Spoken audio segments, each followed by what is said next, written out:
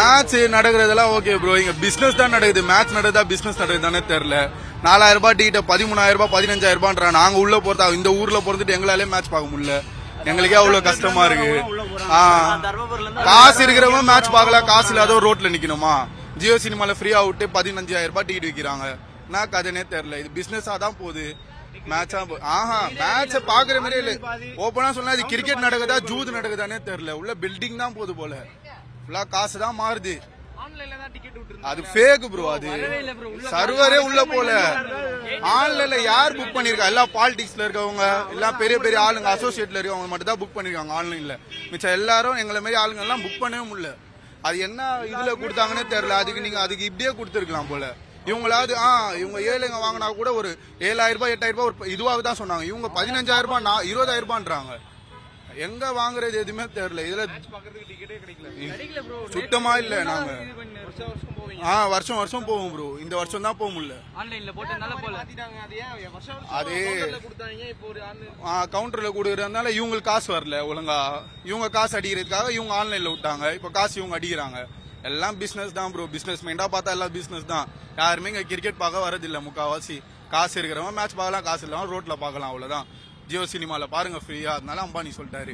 அதனால ஜாலியா ஜியோ சினிமால தான் பார்க்கணும். இப்ப நாங்களாம் அப்படிதான் இருக்கு. இதுல வேற தலை கேப்டன்ல யங்ஸ்டருக்கு வாய்ப்பு கொடுக்குறாரு. அதுவும் ஒரு சைடு சந்தோஷமா இருக்கு. விராட் கோலி கப் அடிச்சா அதுவும் சந்தோஷம். எவ்வளவு 16 வருஷம் கனவு வருது. உமன்ஸ் டீமா சிச்சி அவரும் அடிக்கணும்னு ஆசைப்பட்டிருக்கலாம். கேப் இப்படி வச்சு நான் அழுகுறதெல்லாம் பார்த்துட்டேன். பார்க்கலாம். வாய்ப்பு இல்லைன்றாங்க. பார்ப்போம். எல்லாமே கனவு தான். கனவாவே போயிடணும்னு இருக்கு. நாங்க டோனி தான் ப்ரோ. டையா டோனி ஃபேன் தான். சிஎஸ்கே அது கஷ்டமா இருக்கு. ஆனா அவரு சென்னை விட்டு போக மாட்டேன்னு தான் சொல்லிட்டாரு. எங்க கோச்சா கூட மாறிடுவாரு.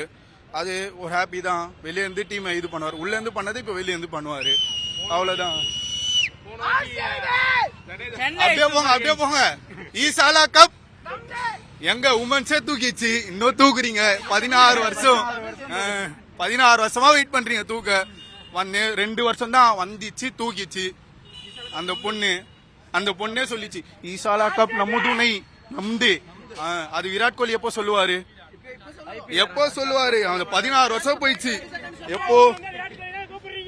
ஆஹா நல்லா பண்றாங்க. ஆனா ஜெயிக்கிற மாதிரி தெரியல. இவங்களாலதான் தோக்குறது. இவங்க அமைதியா இருந்தாலும் அவர் ஜெயிப்பாரு போல. ஃபேப கூட்டின்னு வராங்க, அவங்க கூட்டின்னு வராங்க. 200 ரூபாய் நிக்கிறாங்க. வர்த்தே இல்ல. அதான் ப்ரோ வருத்தமா இருக்கு. ஆனா என்னன்னா யங்ஸ்டருக்கு வாய்ப்பு கொடுக்குறாங்க. ருத்ராஜ் அடுத்த லீட் பண்ண போறாரு. அடுத்த வருஷத்துல இருந்து அவர் தான் லீட் பண்ணி ஆகணும். ஏன்னா டோனி ரிட்டையர் ஆகுறாரு. அதுவும் ஒரு சைடு ஹாப்பி. ஆனா தலை கடைசி வருஷம் பண்ணி கப்பு தூக்கிட்டு திருப்பி ரிட்டையர் ஆகலாம் தான் எங்களோட ஆசை. அது பாப்போம். ஆனா கடைசி ஃபைனல்ல அவர் தான் கப் எடுக்க போறாரு. அதுக்கு எந்த இதுவும்